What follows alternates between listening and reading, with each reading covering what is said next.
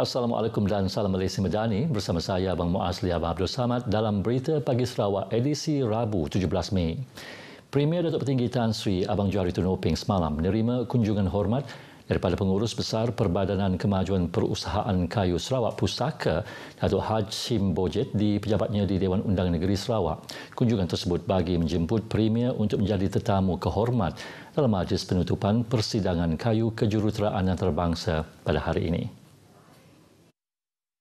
Katanya kepada pemberita selepas kunjungan hormat tersebut, kehadiran beliau amat penting sebagai tanda sokongan kepada pusaka dan industri kayu kejuruteraan.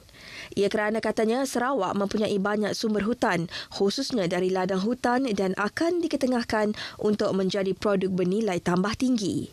Persidangan 2 hari yang akan berakhir hari itu diadakan di Pusat Konvensyen Borneo Kuching.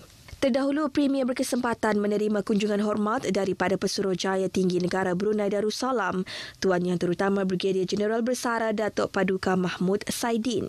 Kunjungan julung kali itu diadakan di Pejabat Premier Sarawak, Dewan Undangan Negeri Sarawak. Dalam pada itu, Pengerusi Pertama Ferroalloys Hendrian Berhad, Hirotaka Suzuki juga mengadakan kunjungan hormat ke atas Premier bagi mendapat sokongan untuk mengendalikan kilang peleburan ferroalloy di Taman Samalaju, Bintulu. In October last year, Premier told me when he visited Japan, he talked about education. So we decided to provide certain support. So jointly with Yaya-san. So we are very happy with what we are doing here in Sarawak. So we want to do more. So not only just for the money, but we are thinking how to contribute. Beliau berkata demikian semasa ditemui pemberita di Pejabat Premier Sarawak. Pertama Ferroalloy Hendrian Berhad merupakan antara syarikat yang merancang untuk melabur dalam ladang komersial di Sarawak.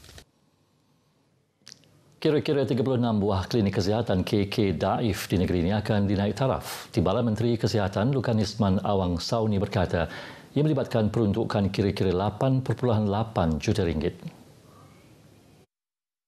Ujar Lukan Isman, projek-projek naik taraf dijadual siap tahun ini. Dan juga projek ini akan dilaksanakan dalam tempoh tahun ini, tahun semasa. Perlu disiapkan.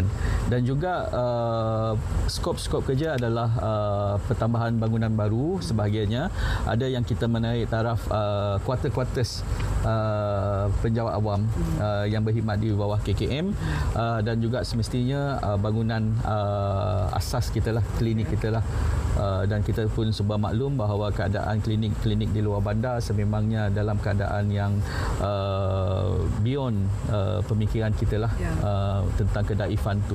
Beliau berkata demikian kepada pemberita dalam lawatan kerja bersama ke KK Long Lama dan KK Tun Abang Haji Openg, Miri. Rang Undang-Undang RUU Majlis Kraf Sarawak 2023 diluluskan tanpa bantahan serta diberi sokongan penuh daripada Ahli Dewan Undangan Negeri DUN.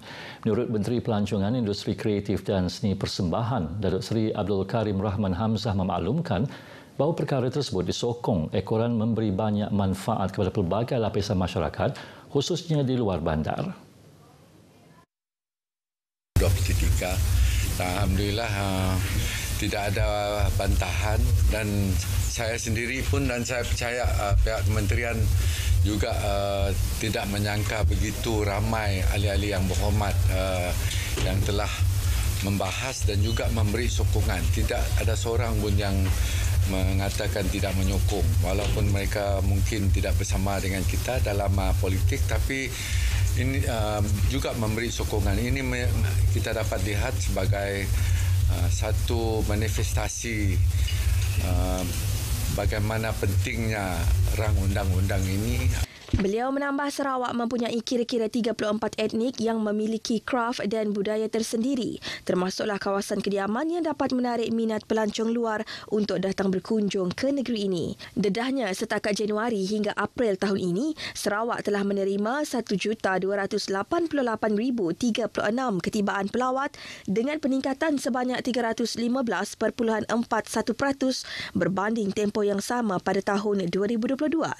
Beliau berkata demikian pada sidang media selepas persidangan hari kedua mesyuarat pertama Penggal Kedua DUN Sarawak di Kuching.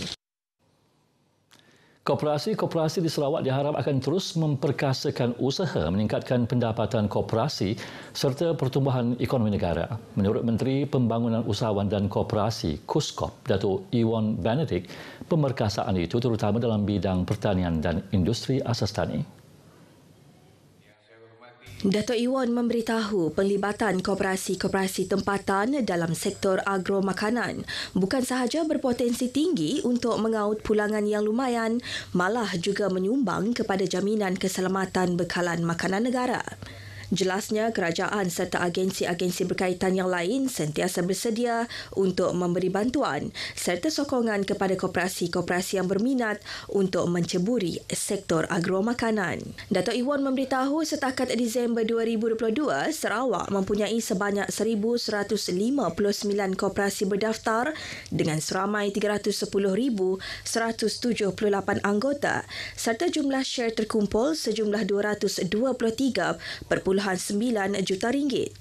Tambahnya, daripada jumlah koperasi itu, terdapat 285 buah koperasi terlibat di bawah fungsi pertanian dengan sumbangan perolehan secara keseluruhannya berjumlah 173 juta ringgit.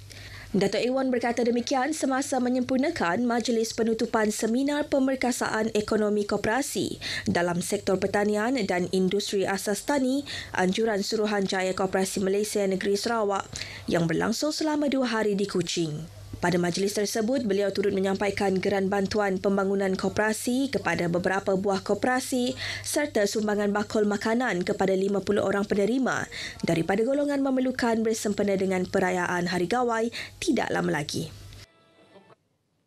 Seminar antarabangsa Imam Ash-Shafi'i yang akan diadakan selama 2 hari mulai hari ini bakal menghimpunkan pakar-pakar berkaitan dari pelbagai negara. Timbalan Menteri Utiliti dan Telekomunikasi, Datuk Dr. Abdul Rahman Junaidi berkata, seminar tersebut akan mengupas 9 kertas kerja yang akan dibentang oleh pakar-pakar dari pelbagai negara. Dalam tempoh 2 hari seminar ini diadakan, terdapat 9 sesi pembentangan yang akan berlangsung yang akan mengupaskan tema seminar dalam pelbagai sudut seperti perkembangan fiqh Ash-Shafi'i, pengaruh Imam Ash-Shafi'i dalam pengeluaran fatwa dan kelestarian fiqh Ash-Shafi'i dalam menepani isu semasa.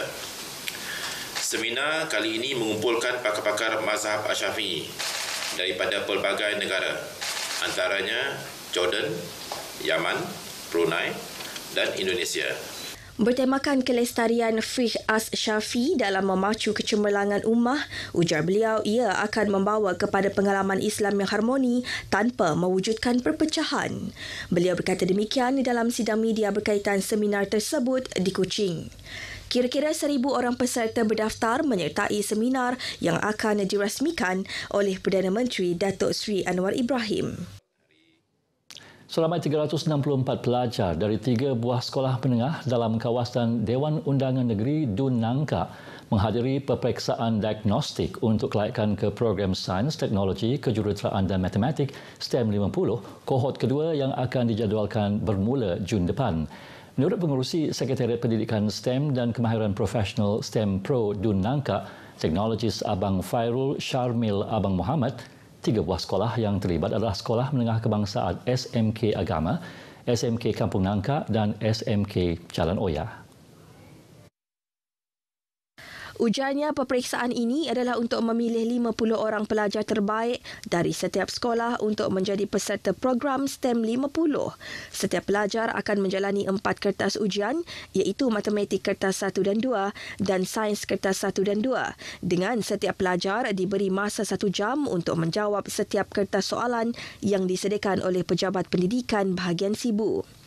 Jelasnya program STEM 50 yang melibatkan seramai 150 pelajar tingkatan 1 ini adalah satu usaha memupuk minat lebih ramai pelajar memasuki aliran sains apabila melangkah ke tingkatan 4 kelak. Program intervensi seperti ini tegasnya dilaksanakan berikutan trend penurunan ketara jumlah pelajar yang memilih untuk belajar di kelas aliran sains di tingkatan 4. Program STEM 50 ini dedahnya adalah kerjasama Pusat Khidmat Nangka Kementerian Pendidikan, Inovasi dan Pembangunan Bakat Sarawak dan disokong oleh Yayasan Sarawak dan Kementerian Pendidikan Malaysia. Ke-50 orang pelajar ini akan melakukan aktiviti secara hands-on, iaitu menggunakan 3D printer ataupun belajar menggunakan coding dan juga belajar menggunakan beberapa peralatan sains yang berada di universiti untuk membolehkan mereka mendalami lebih lanjut lagi apakah teknologi-teknologi terbaru yang akan mereka pelajari. Abang Fairuz Syamil ditemui pemberita ketika meninjau proses peperiksaan diagnostik yang diadakan di SMK Agama Sibu.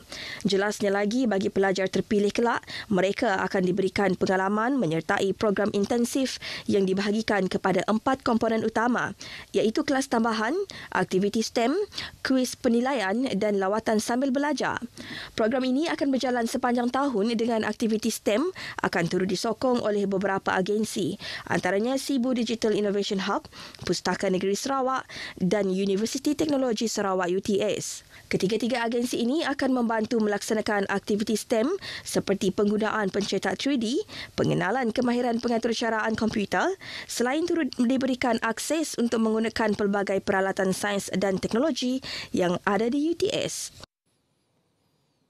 Sebuah keluarga di Kampung Bunge di Debak hilang tempat tinggal setelah rumah mereka musnah dalam kebakaran semalam. Pihak Bomba Betong yang menerima panggilan pukul 5.04 pagi telah menggerakkan sepasukan anggotanya ke lokasi kejadian. Mereka mendapati api telah memusnahkan sepenuhnya rumah satu tingkat struktur tidak kekal. 5 penghuni rumah tidak mengalami sebarang kecederaan dan pihak bomba bertindak memadamkan kebakaran dan memastikan keadaan selamat. Operasi pemadaman turut dibantu pasukan bomba sukarela Debak. Punca kebakaran serta kerugian masih disiasat. Paparan itu tadi mengakhiri berita Pagi Sarawak edisi Rabu 17 Mei. Terus ikuti Selamat Pagi Malaysia selepas ini bersama Irfan dan Raja Sofia. Assalamualaikum dan salam Malaysia Madani.